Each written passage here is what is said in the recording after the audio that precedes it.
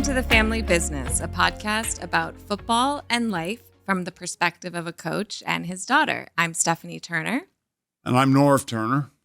And today we have joining us former player, former Dallas Cowboys head coach, now an analyst for NFL on NBC, Jason Garrett. What's Hi, up, Jason. guys? Jason, How you guys doing? You're looking sharp, man. Ready to go. Not as sharp as you two. Wow. I recognize that hat on the table there. Yeah, we got a couple. We got the helmet. Pretty nice. These things have been around for a while, as you know. Yeah. The family business, huh? Family business. That's it. It's our family business. And an extension of that family is you and, so many of the guests that we're having, because a lot of people don't know or realize that it's a very insular world that we're in, this football world, right? Like coaches, the theme music for the podcast was music created by another coach's kid, Stephen Mariucci's son, Stephen Mariucci. So we try to keep it in the football family when we can. That's awesome. Yeah. Where are you right now? I'm up in Nantucket. This is where we come. This is where we come in the summertime. We've extended summer into September. We live down in Dallas, and it's pretty hot down there. So this is a good little respite from all of that. That's a nice break. We're close, obviously, as you know. Our viewers don't know, but we're in New Hampshire, Lake Winnipesaukee, and Nancy and I actually came over a couple of summers ago and spent 4 or 5 days with Jason in Nantucket, and it's the way to go. It's beautiful over there. Yeah, it's great. I know we've had some great times. Yeah, we've had some great times here, but also some great times in Lake Winnipesaukee. I know. We miss you guys coming to visit us. You have to come back. Yeah, you and Tony Wise, one of our old line coaches, would swim a little too far out in the lake. I was worried about boats coming by and clipping your heels or something. I said, get back in here, Jason. Come on, man. You don't have to swim all the far out there. You were coaching me up like the old days. Yeah. Did we get that diving board all squared away this year? Who put that thing away?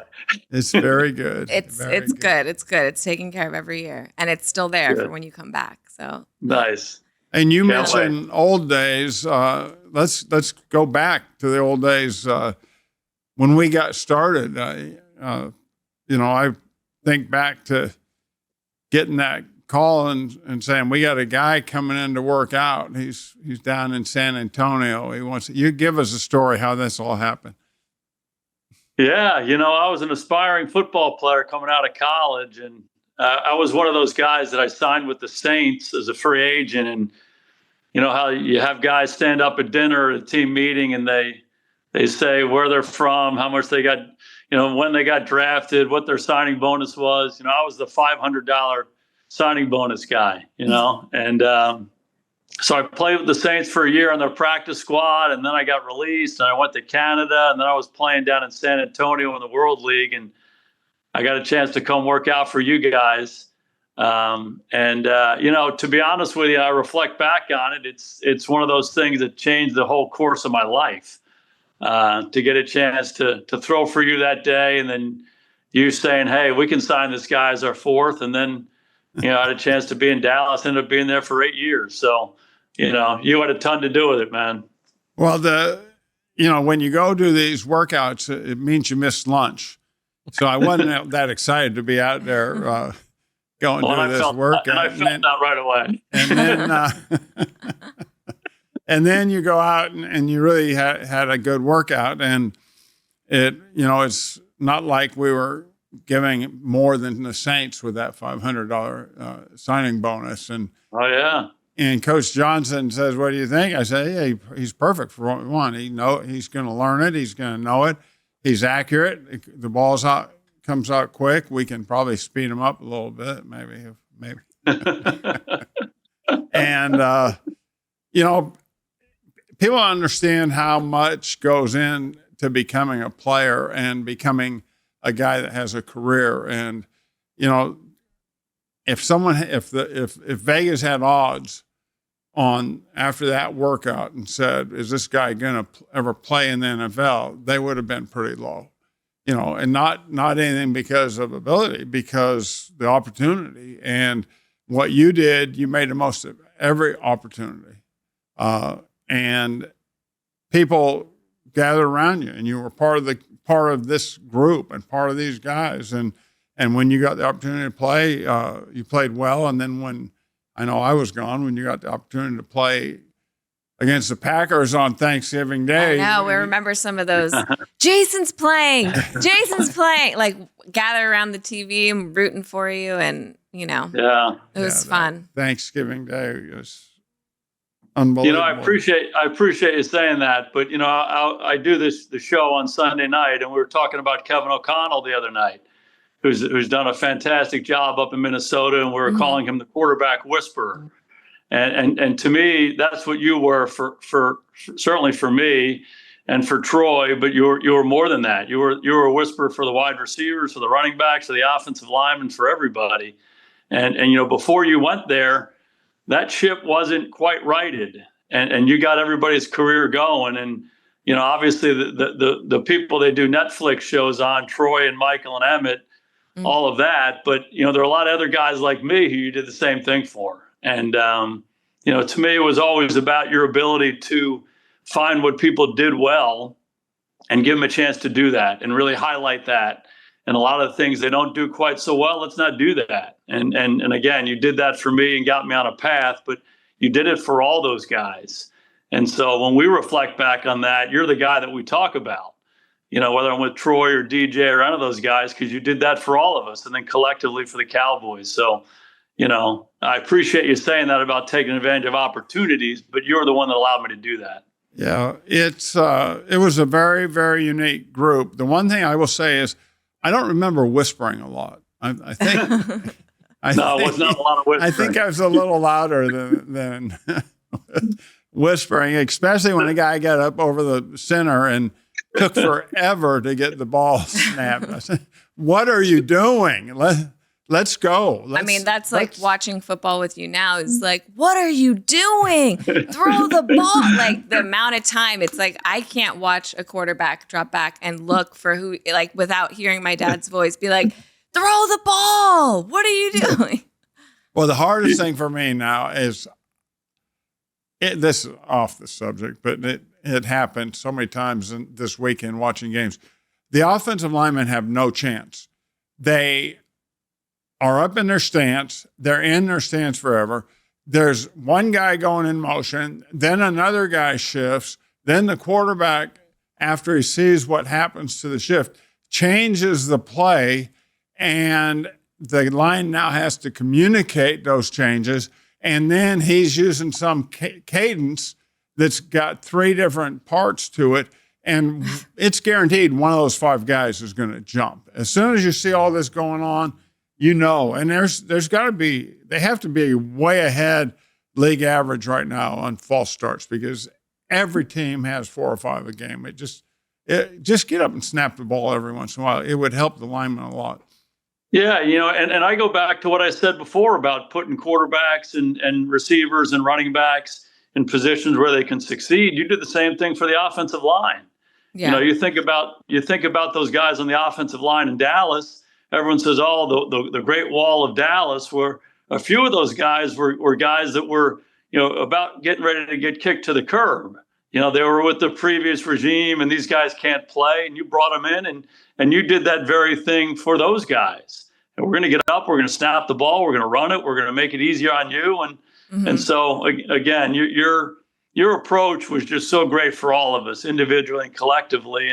And so much of it, like what you just said, is it's simple. It's a simple approach that values execution and complementary football and all of those things. And again, we all benefited from it. It was great. Let's talk a little bit about, you mentioned the Netflix documentary. Did you watch any of it? I haven't watched any of it. Okay. That's okay. We, you did better than me. I watched the 3 episodes where it got into the second Super Bowl, and then I'd had enough.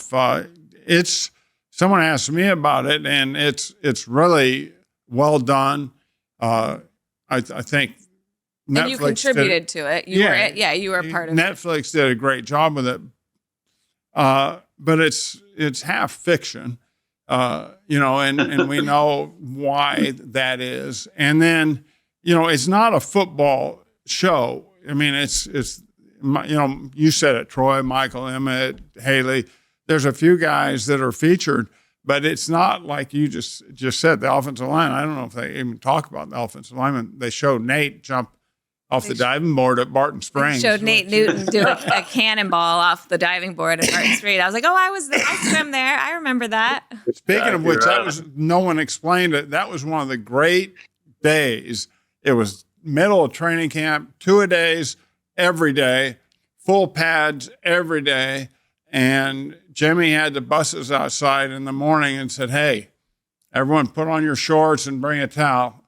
No one knew where we're going. No one been to Barton Springs. And Barton Springs it's always cold. I mean, it's 100 degrees out and it's always cold. Water's always cold, yeah. Yeah, and everyone's swimming and jumping in. And, I mean, it was a classic morning. It was much needed. Can I give you one of my many stories from that day? One of the things we've always talked about was players bitch.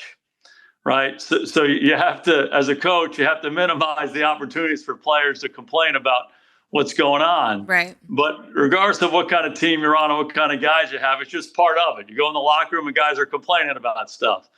And so you said it. It felt like it was a month straight of 2-a-day practices. It's 100 degrees every day. It's full pads, the whole deal. And I'll never forget, Jimmy said exactly what you said. Buses are outside. You got a great pair of gray shorts in your locker and a blue towel, grab them and get on the bus. And I was standing next to Mark Stepnoski, who was our Who's the best? Best pitcher in football. Yeah, and one of our great friends, and we love him to death. And I was standing right next to him. He says, "Can you believe this guy?" Talking about Jimmy. He said, "If I knew we weren't going to have practice today, I would have had a bigger breakfast." So I used to tell that story to our coaches in Dallas all the time because I said, players are going to bitch and complain about stuff, so we have to minimize the opportunity to do that. And I share that story because, I mean, the joy that everybody had for missing that morning practice was like none other. Right. And Steps certainly found the dark lining. he could do that. You just reminded me of a story. I was when I went to Minnesota, and we were putting together the offensive, system and the things we wanted to be and what we went by and everything. And I said, and one of the things that you guys will find out about me, I just really dislike people bitching around me, whether it's coaches, players, I don't care who it is. I just get tired of it. We all got it pretty good. So, I don't want to hear it. And our offensive line coach goes, "Well, that's what offensive linemen do. What are they supposed to do if you tell them no bitching?" I said, "Well, figure it out, but I don't want to hear it." That's exactly right. Yeah, no, I mean, I think the documentary, the filmmaking was great. I'm a filmmaker, so I have an appreciation for, their production design. I think the filmmakers did a great job setting the story up. And there were some very cinematic and, dramatic moments in the way that they told it. And, but so from that, standpoint, and so many people have reached out to me because they're like, "Oh, just people who aren't big football fans." Like you said, it's really doesn't have to be a football fan that's watching this documentary. It's really getting a bigger audience of like that era of football. And so friends are texting me, "Oh my God, like I saw your dad in this documentary. Like you grew up during that time and like what was that like?" And I'm like, "Yeah, you've known me for 20 years. Like now you're asking me about this?" But so it's kind of fun that it's reigniting this interest in that era of football. But so from that standpoint, it's very interesting. But then and I enjoyed it, but then from the point of view of like having lived it and being, even though I was young, and there are certain things that I have my childhood memories of those moments, which aren't the full moments, it's not like the details of I remember my dad being upset about a big loss, but like as a kid, you don't understand the complexity of how that fits in with the rest of the season and, all of those things. So it was interesting to relook at it that way. But there were just things that, when I was watching it and my husband and I are watching it together, I'm like the, commentator in the background.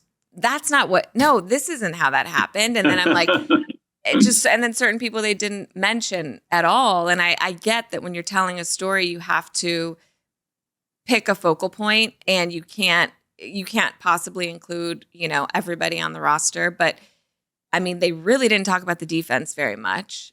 And they didn't talk about some of the offensive players like Moose, Daryl Johnston, there were so many people on that team. And then every time, obviously we know you were a backup quarterback then, but like you have a long history with Dallas and with Cowboys and it began then. And so it's like that I feel like was another missed opportunity of talking about Jason and then being like, hey, this guy was on this team and he was a part of that team. And then he went on to be the head coach however many years later. And so there were things like that I feel like they kind of missed.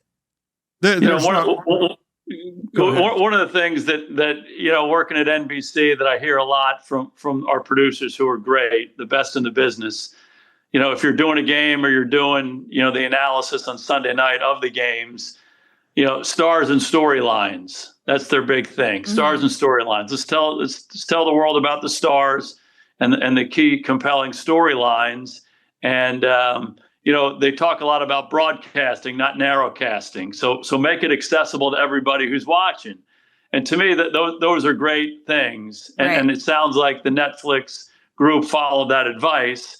But there were so many other parts to those championship teams. And, we don't win. I think Norv, you'd agree with this. We don't win if we don't have those cornerstone players, those elite Hall of Famer, those first ballot Hall of Fame guys. I mean, those guys are the guys that made the engine go. We all know that. But the great part that Norv did and Jimmy and Wannstedt and everybody who was involved in putting that team together, I just think you guys understood the layers necessary and that, you had a lot of stars, but somehow you got the stars to understand that winning was the most important thing. And they bought into that. And then there were all these different role players. We talked about the linemen, then the backup linemen, and then some of the guys on defense and some amazing special teams players and all of that. And, just the fabric of that team far beyond those cornerstone star players who have Hall of Fame jackets. I think that was the magic of it. And to me, it goes to, Jimmy and Norv and Dave's, football acumen and being around great championship teams and what it all looks and feels like. And the way you guys put it all together was remarkable. And all the different role players and how you gave them a role that was meaningful. I thought that was the special sauce of those championship teams. Oh, there's no question. And it was in all three phases. And, there's a big part of this thing is, who was making decisions, Jimmy, Jerry. We've heard that thing now for 25 years. I know who was in charge of personnel. Coach Johnson was. And you're talking about the layers. When you look at that team and guys that I think of, the Tony Tolberts, the Ken Nortons, the Darren Woods, all the guys, you just – Kevin Smith, when we added him the second year, he starts at corner and changes our secondary. Just there were so many contributors in all three phases. So Kenny Gant on special teams, he was a leader and got the fans cranked up and got everyone cranked up, and it was just a really well put together team, and everyone felt like they had part in what we're doing. Yeah, and I thought there were some great characters, not only on the team. You mentioned Kenny Gant and Nate Newton and Kevin Gogan and all these Mark Tuanay. I mean, they're just amazing characters. You could do unbelievable Netflix series about every one of these guys, right. but also on the coaching staff. You think about that, Joe Brodsky and Hubbard Alexander and Tony Wise and then Hudson and all those guys that you had. And again, you did with the coaches what you did with the players. You gave them roles that they could handle and, got them doing the things they did best. And, again, we all benefited from it. But as great as the Stars were, and again, we don't win anything without them, it went beyond that. And I credit you and Jimmy and Nor and Wani for doing that, because it was a special group.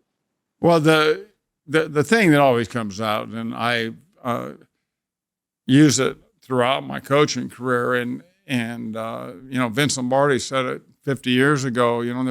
There's 5, 6, 7 plays in a game that decide the game.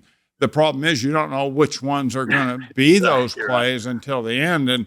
And we were with a group of guys that the outcome of those 5 or 6 plays went our way most of the time.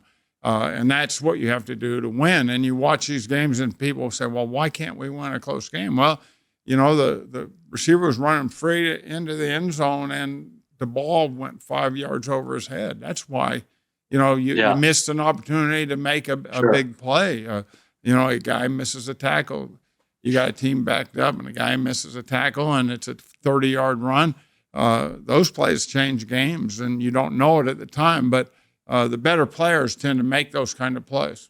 No doubt. But the other thing though, and I think it goes to this, and again, I credit the coaches for this. The tone that you guys set for how you have to work every day. We're laughing about the training camp in Barton Springs, but those were tough physical practices every single day, and the tempo that we practiced with in the passing game, and how demanding you were, and the routes on air. I mean, I laugh at routes on air in the NFL these days. I mean, guys get 5 routes, and hey, their hammies are going to get a little tight. I'm like, right. Are you kidding me?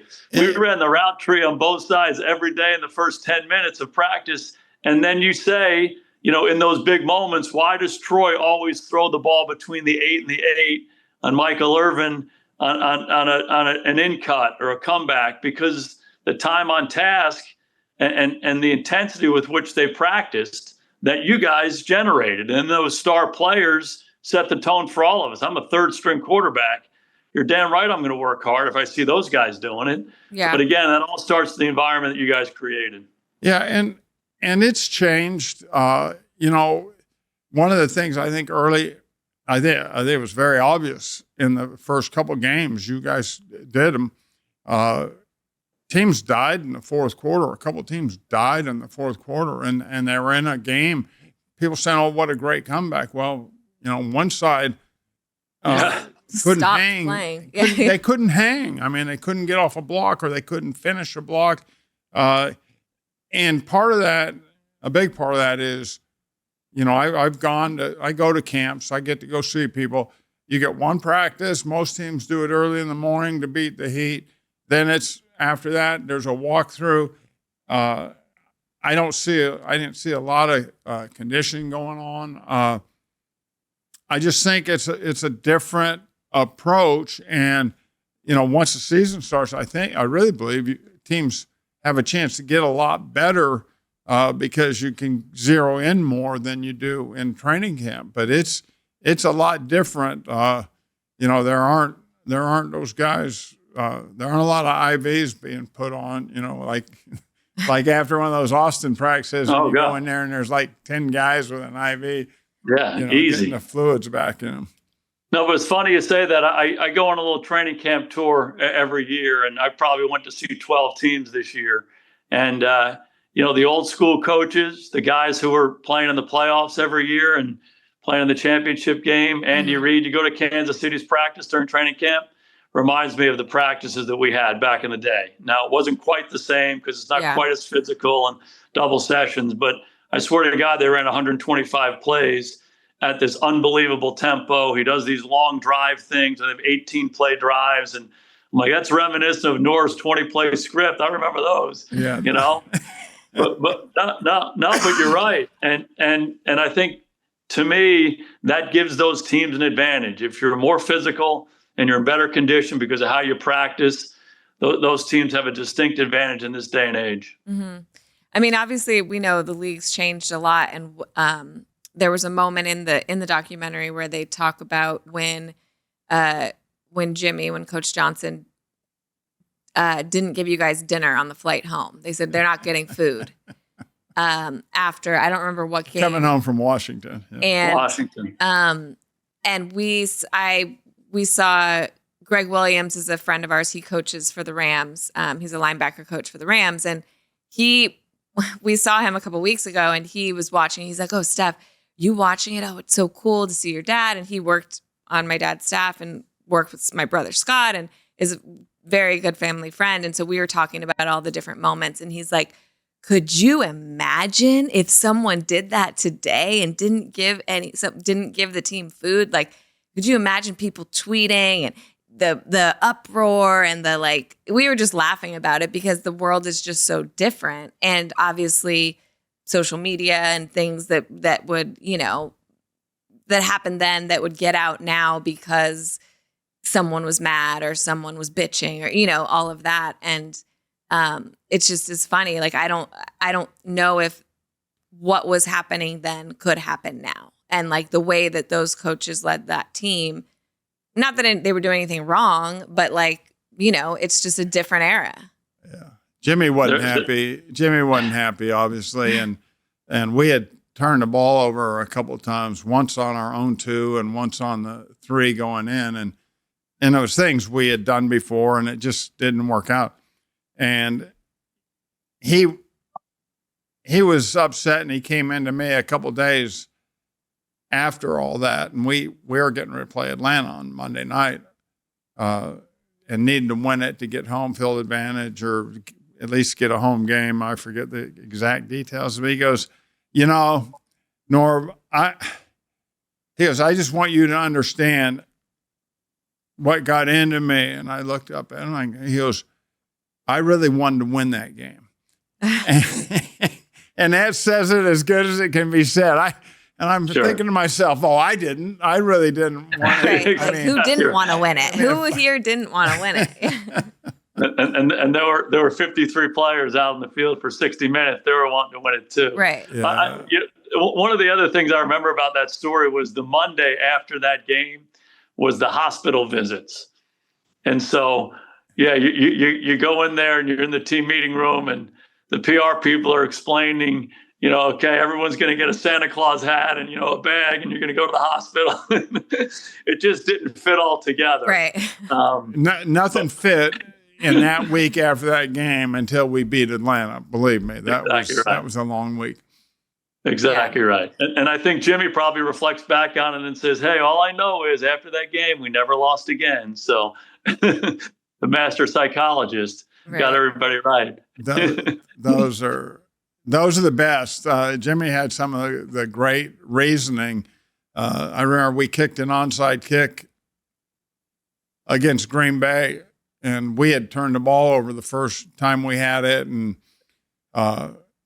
Green Bay went down and kicked a field goal or whatever, and we finally put a drive together and got a touchdown, and we kicked an onside kick.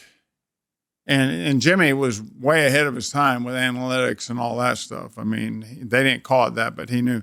But they recovered, and we sacked Favre 3 straight plays, and they punted from about 40 yards back from where they recovered the onside kick. And Jimmy, after the game, said, I thought the turning point was when we didn't get the onside kick. It got everyone fired up, and we got 3 straight sacks. So you can label any story the way you want to, right. And that was turn it to your advantage. That was great motivation. Yeah, but I do think he had a great understanding of the kind of cards he had in his hand. Oh, the best.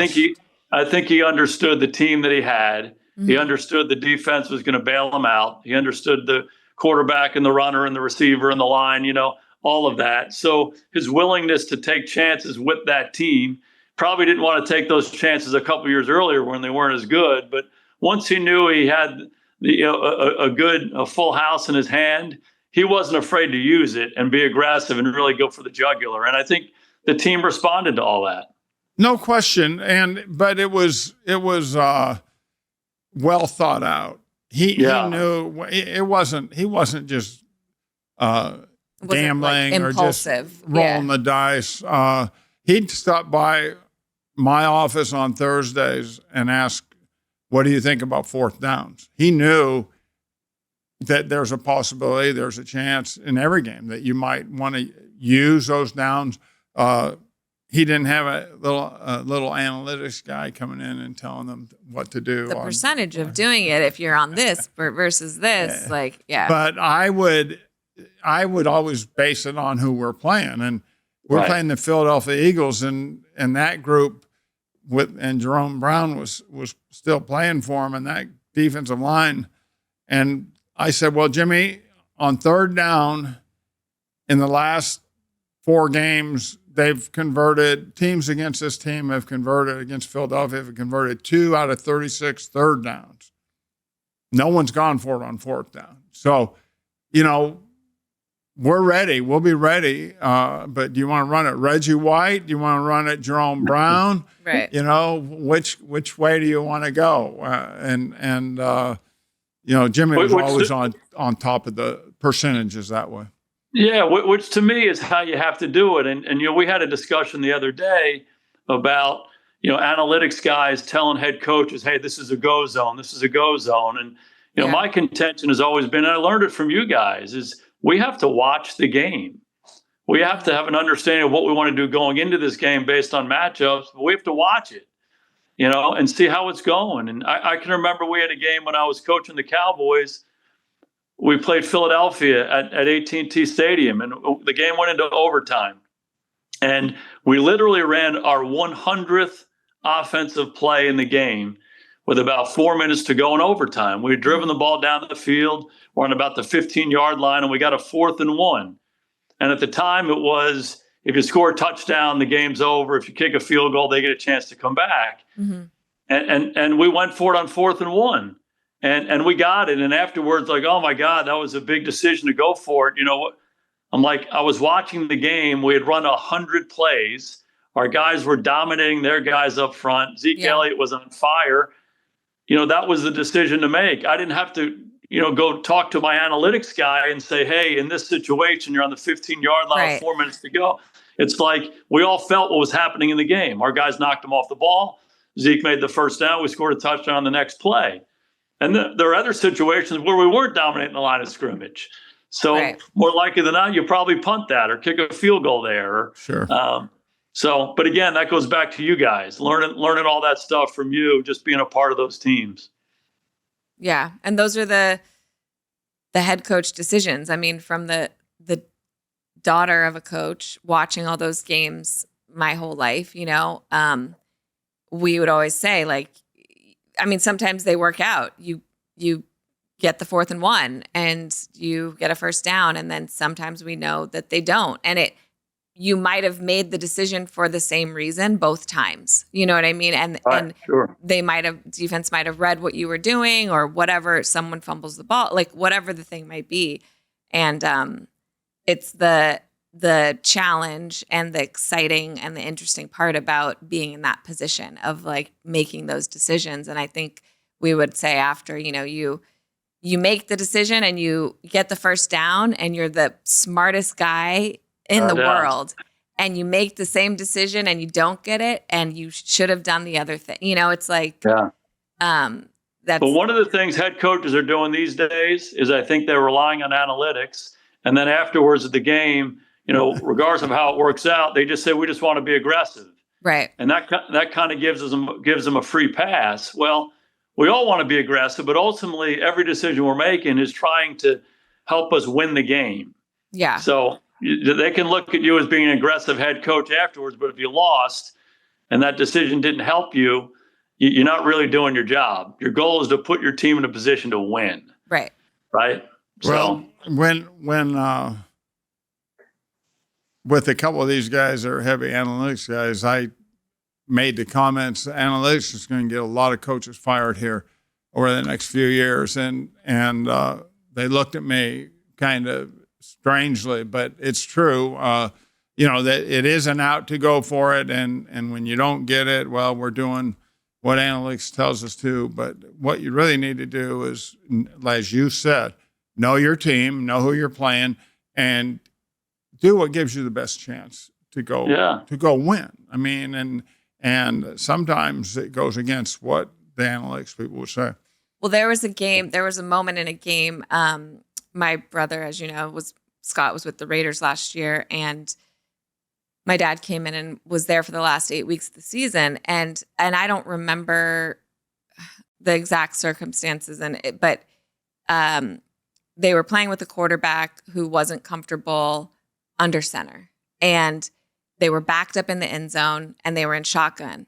And I knew, because I had talked to them during the week, that it was an injury situation, and there was a quarterback there, and they were backed up in the end zone, and he was in shotgun. And the broadcasters were like, now I just don't understand why you would choose to be in shotgun, like really taking this seriously.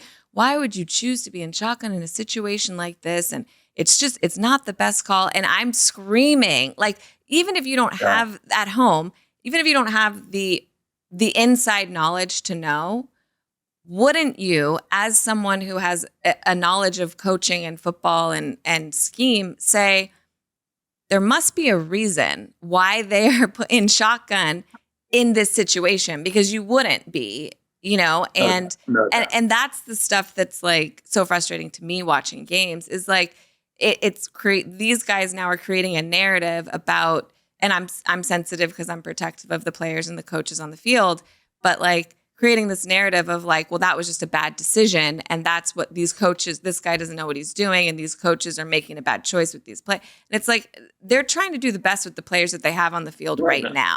No doubt. Well, doubt. It was a first for me, because the real reason was the center had never had the quarterback under center in his entire college career. Every snap he had ever made was shotgun.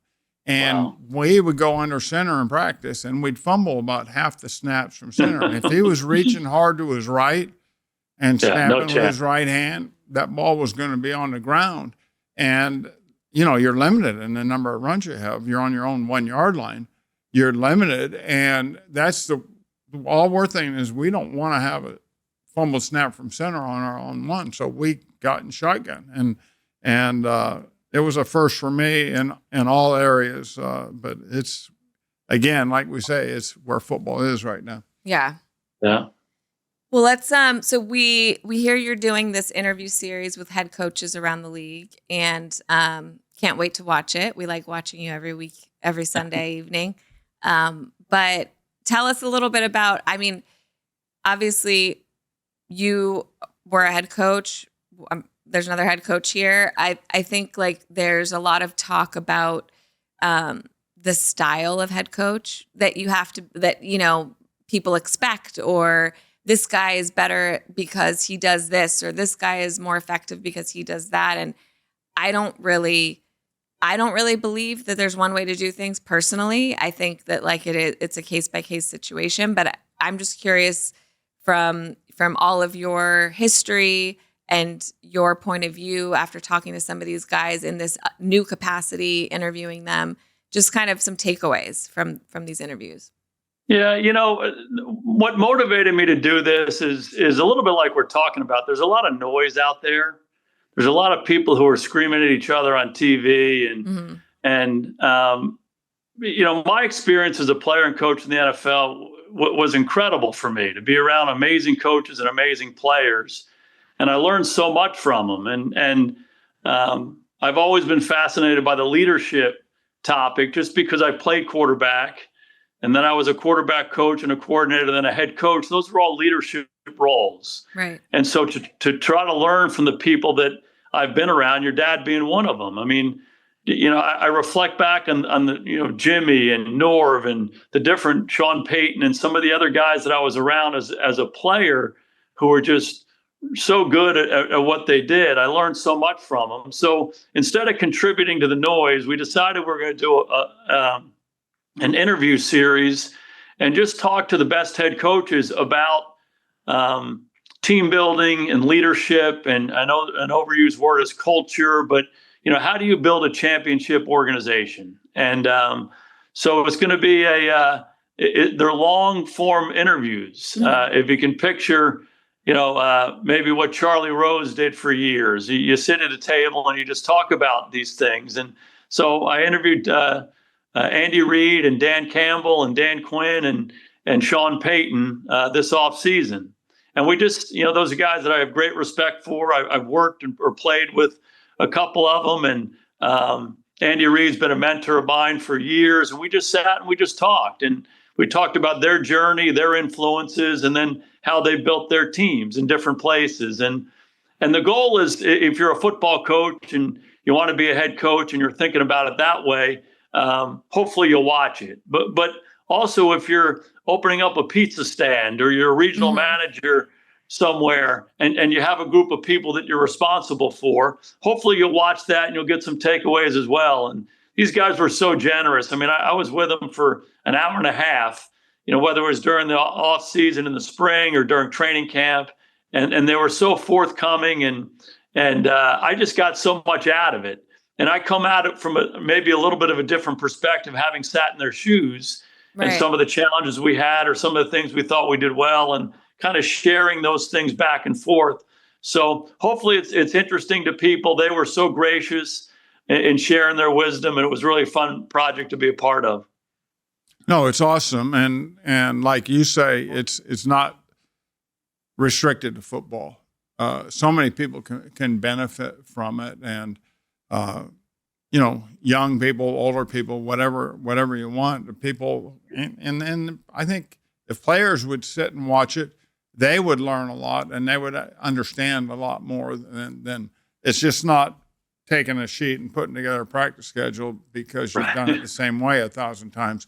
There's a lot of thought that goes into getting a player ready to play individually and then getting a team ready to play, and I saw a clip, one of your old coaches you worked for, Nick Saban, and I saw a clip, and it was really well done, and he's talking to staff about preparing for practice and how you go about doing it, and I flash back to in the early 80s working for John Robinson at USC and him having the same conversation with everyone. I don't want dead time. I don't want you wasting time. I want to be organized when we blow the horn, the drill starts. I don't want 10 guys standing there and 2 guys practicing. I want this thing organized. I want it structured. Obviously, get with Coach Johnson. He was so intent on getting the most out of every period, every drill, everything we did with a great energy. And you learn from those guys. And then you have it on tape. You've interviewed these guys. There's so much available nowadays for people to learn if they want to. Yeah. It was fun for me. And I kind of asked each of these guys their question. We went through their biography and the different coaches that influenced them. And then when they get their first shot, Andy in Philadelphia and Sean in New Orleans and Dan Quinn down in Atlanta and Dan Campbell up in Detroit. And you hear them talk about the different people who had an impact on them and shaped them as people and as coaches. And then it's fun to see them, because I always say, what was your vision for your team? And where did that vision come from? And it was really interesting to me that each of them were clearly influenced by those people, but they weren't trying to replicate that situation 100%. Right. They had their own ideas too. It wasn't like, I'm going to go copy Jimmy Johnson and everything that Jimmy did, I'm going to do. It's not going to work. And I think a lot of people get caught up in doing that. But each of these guys said, oh, my God, I took this from him. I took this from him. This is something I got from my mom. This is just something I believed in. And this is what I wanted it to look like. And their ability to articulate that vision and then make it come alive with their energy and their expertise and their decision making. To me, that was the most interesting part of talking to them. Their ability to have a little nuance to it and have a little of their own special sauce to it. And then admit when they screwed up. Like, I wasn't very good back then. That was really bad. I'm so much different now than I was then. And to me, that's how you learn and grow, regardless of what role you're in. Yeah, no question. Yeah. And one of the other things, and I think if you the four guys you talked to, they would agree with this and they would have been part of it. And for me, I always wanted to add someone new to the staff, whether it be offensively, defensively, someone to help in the kicking game, but someone different than me, particularly on offense. And we did that at most stops where, I had someone who came in and you kind of light the fires a little bit, but they bring some wrinkles, some new things that you may not have done or you may have done and not done very well because you didn't know the details of it. And I think the best coaches do that because you just got to keep growing. You got to stay one step ahead, and you got to give your guys something to get excited about and say, okay, this is something that can help us be successful, help us win a game, help us, get a first down in the fourth quarter, help us get a 2-point play, whatever those things are that decide games. We know what decides games. Yeah. And for you to be confident enough and secure enough to do that, because I think a lot of people might be a little afraid to do that. Like, you bring someone in who might challenge you or have a different perspective. But, again, the best coaches and the best people in any walk of life are willing to bring smarter people in or bring people in with a different perspective. Because, like you said, that's what grows the whole organization. Yeah.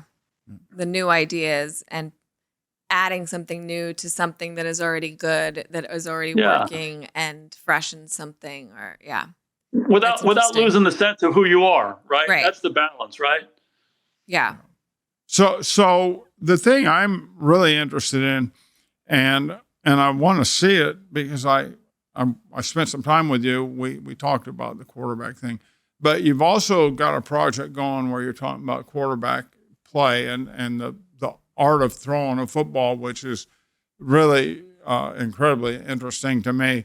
And then you spent time with all these quarterbacks, and it's going to be fascinating. And people are going to be excited to see it because there's things in there that I don't think people have talked about, and I don't think that people understand. So that's been fascinating, huh? Yeah, it's been really fun. And again, they're both what we're calling evergreen projects that it has nothing to do with last week's game or next week's game or, we're game planning for this. It's not about that. It's hopefully 10 years from now, you can look at these things and watch them and everybody can learn from them. But again, it's stuff that I'm interested in. I've played quarterback my whole life. I've coached quarterbacks, and to get a chance to talk to some of these guys about it. And last year's project really evolved from a conversation I had with Aaron Rodgers. And I just asked him, he's such a great passer of the football. Mm-hmm. And we've gone against him a lot through the years. And, he made some big plays at the end of games that killed us in Dallas. But, I just said, hey, just give me a thought on throwing. And he starts talking about jumping on his left leg. I'm like, what are you talking about? And so we started talking to a lot of different guys. We talked to Drew Brees and Troy Aikman and Dak Prescott and Josh Allen and a number of guys, and just talked about throwing the football and if it in fact has changed over the last 50 years. And I think in a lot of ways it has, and then in some ways it hasn't. But then we said, and it really was a conversation that you and I had about evaluating quarterbacks. And so we've taken this year's version. I'm doing this with NFL Films, and we're talking about the evaluation / misevaluation of quarterbacks. Like, why do we miss on quarterbacks so much? Mm-hmm. And so we put together 10 criteria, and a lot of them are criteria that I used when I was coaching quarterbacks or as an offensive coordinator, evaluating them. But then I talked to some people, and we kind of grew them, and we ordered them and all of that. And then so I went out and we visited with Phil Simms and Warren Moon and Steve Young and Brock Purdy and Jordan Love and Matt LaFleur this off season, and really just talked about what you're looking for in a quarterback. And And I think about guys like Warren Moon, who was not drafted. He went to Canada for 6 years. He's one of the greatest players that has ever played, and somehow we missed on him. Yeah. It was a different era. Obviously, I was coaching at USC, and Washington beat us pretty good and went to the Rose Bowl. And Warren was the quarterback, and he really did look like a first-round pick. But it was a different world then, as we all know. And thank God it changed, and he went to Canada and obviously ended up at Houston. And I mean, we would go play people, and Troy Aikman's one of the great throwers of the football ever. And I feel about it, but I think people who went to his college workout said they'd never seen anything like it. And that's kind of been forgotten. But when we'd go practice and play with Houston, and you had Warren Moon and Troy, and then we go down and play Marino and Miami in preseason. And I think Marino was 16 of 17 in the first half, and Troy was 14 of 15. And the ball was like a dart going through the air. And the two, they were like showing off for each other. And it's phenomenal to see that. And now you have some guy who's never seen either of them play, rates him as the 12th best passer. Yeah. When I was with the Rams in '86, we did a great job of tying the game up with Miami. And they won the toss. And he threw about 4 darts. Bang, bang, bang, duper in the back of the end zone, touchdown. Marino. Let's go home. Yeah. Marino I'd never seen anyone throw in person, see him throw the ball like that. But that's a different story, No, yeah. but it's true. And part of my desire to do this is just the appreciation I have for those guys. Like Warren Moon was unbelievable. Dan Marino, Elway, all these guys are like, they're on another planet. And so it's fun to talk to them. The Moon story is interesting because clearly we're in a different time with black quarterbacks. Mm-hmm. It was 1978. But the other part of that story is Doug Williams came out in the same draft as Warren Moon and was the 17th player taken in the draft in the first round. So clearly there was a racial part of this. Yeah. 2 quarterbacks had started more than 8 games, two black quarterbacks at that point. So, James Harris was one of them. And so that was a huge part of it. But Doug Williams was a first-round pick.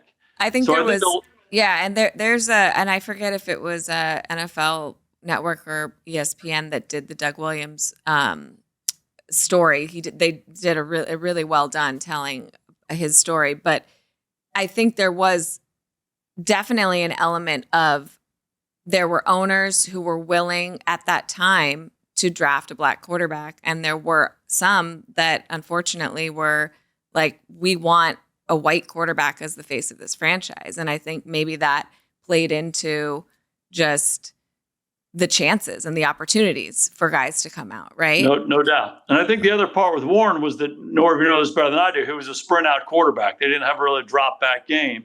But when you put the Rose Bowl on, when he was the MVP of the Rose Bowl, I mean, it's the same guy we watched for 20 years. I mean, he was ridiculous how good he was. Yeah. And he was so interesting to talk about all of that, what he was thinking. He actually signed in Canada before the draft because every team he talked to said, we want you to play DB or receiver. Oh, jeez. So he goes there and then he comes back. But then Brock Purdy's the last player taken in the draft, right? And I'm not putting Brock Purdy in Warren Moon's category right now, but just how we see guys. It's like, how do you miss on this? Well, yeah, and then, there's great stories, and then you got to take advantage of it. Kurt Warner was, selling groceries and playing in the Arena League and had been cut by Green Bay a couple times. And those are the great stories that you're talking about. And it's the same thing we talk about with you on a different level. It's taking advantage of the opportunity when it presents itself. And sometimes it's a small window. Sometimes you get more chances. But if you take advantage of the opportunity, it's amazing what can happen. You and I have had this discussion before, and if Troy walked in the room right now, every general manager in football would say, oh my God, that's the prototype, right? He's 6'4", he's 225 pounds, he could throw it like no other, he was a hell of an athlete, all of that. And I argue to the day I die that there's no doubt that's true. There's no doubt. But what makes him a first ballot Hall of Famer, or his mental toughness, his heart, all of that stuff is what ultimately separates him, in my view. Mm-hmm. And you and I both have seen him in so many situations, just how he responds and how he plays well in big moments. There's a lot of guys who look the part, but they don't have that other intangible stuff. And so that's a little bit of the argument that we're making with this deal. I mean, we get enamored. I went to my first combine when I was coaching quarterback for the Dolphins, and I'll never forget talking to my dad, who was a coach and a scout for years. And he said, you're going to be enamored with how some guy looks and how he throws the ball. Remember, that's only part of playing the position. There's a lot more to playing quarterback than that. Mm-hmm. And I think about that a lot. There's a lot more to it. As great as Marino threw it, and he threw it as well as anybody, his swagger, his confidence, the other things he brought to it, were the thing that's what his special sauce was. That made him who he was. And maybe they go together. Maybe if you can throw it like he does, maybe you have that swagger. Right. But anyway. Yeah. Well, they do go together, but they don't, because there's so many ways of getting it done. And there's so many quarterbacks through history who weren't the most gifted thrower, weren't the fastest guy, but they had great leadership skills. They were put in a position, sometimes with a good team where they were able to take advantage of it, and it became their team. Back in the 70s, Joe Cap, he goes to the Super Bowls. Fran Tarkenton with Minnesota. Those guys that are just, they're not the prototype, but they're exactly who you want quarterback in your team. Yeah, but the other piece, and I had a great long visit with Steve Young about this. He was 3-16 as a starter with the Tampa Bay Buccaneers, and about ready to be kicked to the curb. Like, can this guy really play? And then he goes to San Francisco, and he learns from Montana, he learns from Walsh, he gets put in that situation, and there he goes. And to the point we started with, the whole show, with your impact on so many people, Troy Aikman was struggling a little bit early on. And then you showed up, and all of a sudden he's a first ballot Hall of Famer, and you got him going. So the environment that these guys play in, the coaches they have, has a lot to do with it. And, I'm with you 100%. And there's a big discussion now, because there's a lot of number one picks who are not having success, or who haven't had success. And, first of all, it's the role of the team to pick the right guys, because some guys are getting picked in the top 15 picks, not because really they deserve that. Everyone needs a quarterback. But I think the coaching obviously is a big, big part of it. But I still put the onus on the player. The player has to do whatever it is you have to do to be successful. And some of these guys do that, and you see it pay off. Yeah. And some of these guys go in, and I was the sixth pick in the draft, and I'm going to be your quarterback. Well, that ain't going to that's not fly. enough. That's not going to work. So I understand people talking about you got to develop them, you got to coach them, and it's on TV. I haven't heard you say it, but a lot of ex-players are saying this stuff. You still got to put the onus in all these young players on the player. You have to do what it takes to get this thing done. No doubt. And I don't want to go down a bad road here, but there's a little bit of this question of entitlement. The league is set up for young players now. The way the salary cap is and all of that, there's incentives for teams to keep rookies. You draft them, you keep them. Mm-hmm. And when you first started coaching with the Rams and in Dallas, and there was a bias toward veteran players. right? The rookie had to beat out the veteran. There's no question. Yeah, and now it's the reverse. And sometimes they walk in here saying, "Hey, just because I got drafted, I'm entitled to this job." And it's better when they have to earn it. And at all position, particularly that quarterback position. And when they do, it's better for them in the long run too. Mm-hmm. No question. I just have to add this because we're talking about guys who get drafted. Maybe they shouldn't have been drafted where they were. It's amazing. I've been 4 or 5 different teams where the draft pick came in and you're 1 or 2 days into practice, usually a mini camp, and one of the veteran players goes, "Where did we get this guy? Who made this decision? This guy, he's got no chance to play." Players know from the get-go, and they know a guy comes in and has a mini camp and he makes a positive impression. Oh, yeah, we did good. But their players are the first guys to really, decide on a guy, and they know. Mm-hmm. There's no doubt. All right, so we're going to wrap up here. And before we let you go, we want to ask you a question. We're going to start a new thing here where we're going to ask all of our guests the same question at the end. So you're going to be the first person we ask. Okay. If you did not work in football, what do you think you would have done? A good question. I had no other options. I burned the boats. I think I probably would be a teacher Mm-hmm. of some kind. I love coaching, Mm-hmm. and a huge part of coaching is teaching, and you see people develop and grow. I always just had an affinity for football and for sports, so that directed me that way. But there's great value in hopefully helping someone learn and grow and develop. So I probably would migrate that way. I can see that. That's true to your personality for sure.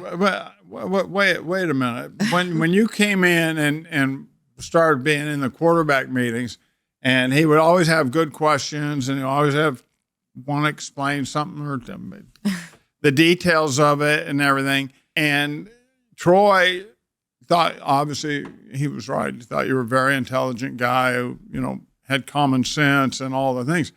Troy said he should run for president.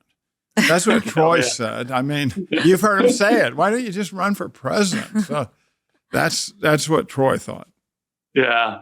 I don't know if you officially limited my questions, but you were on the verge of limiting my questions back in the day. I did not, but we did have a quarterback, and he asked a lot of questions.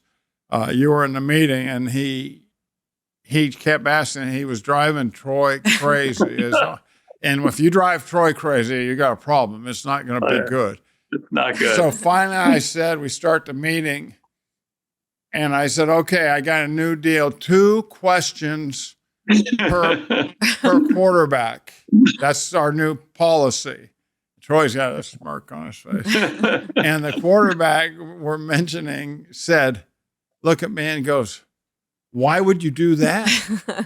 And I said, well, there's one question. Right. You got one left for the rest of the meeting. That's great. What you're forgetting, though, is before we started that, we always asked you, "Hey, come on, Coach, give us a Drew story. Give us a Steffi story. Give us a Scott story."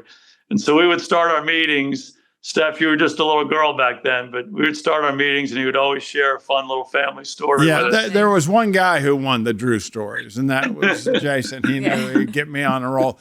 And Drew was like 3 or 4 years old, so he had some great stories. We had some really good ones. We were doing a Christmas thing that Jason actually ended up being Santa Claus for. Yeah, Jason was always Santa at the coaches and family Christmas party. He dressed up. Night before Christmas party, and we were explaining who was coming. We said, well, Troy's coming, and so-and-so Daryl's coming, and Burlar, and Jason. He says, Drew says, "Jason? Do I know Jason?" "Yeah, the quarterback with the red hair, Jason." His hair's not red, it's orange. So he knew who you were. Yeah, he just took a minute. Well, I'll never forget the first time I played Santa Claus. You had the party over at your house, and then the job was to put all the kids, Christmas gifts together after everybody left. Oh my gosh. Yeah. So my Brill, we weren't married yet, so she was in Chicago. I was there by myself. So we probably had a couple eggnogs over the course of the evening. And, I got this Santa Claus, half of my beard is off, and we're putting together some air hockey game or some tricycle for you guys till about 2 a.m. And I remember getting in the car driving home like, this is just kind of like out of a country music song, Right.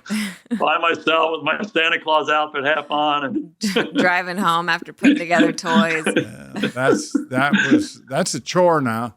Well, we Christmas. loved you guys. Like, you guys were an extension of our family. You still are, but just my memories as a kid and thinking about the quarterbacks and seeing you guys at practice and like big brothers to me, or, uncles, and good memories, right? Well, it's a family business. Family business. That's how we feel. And you guys made us feel that way. So, the bonds formed through shared commitment last forever. And that's what we have. Yes. Right. Shared commitment a long time ago for a short period of time, but we have it for the rest of our lives. Yep. It's awesome. Exactly. No question.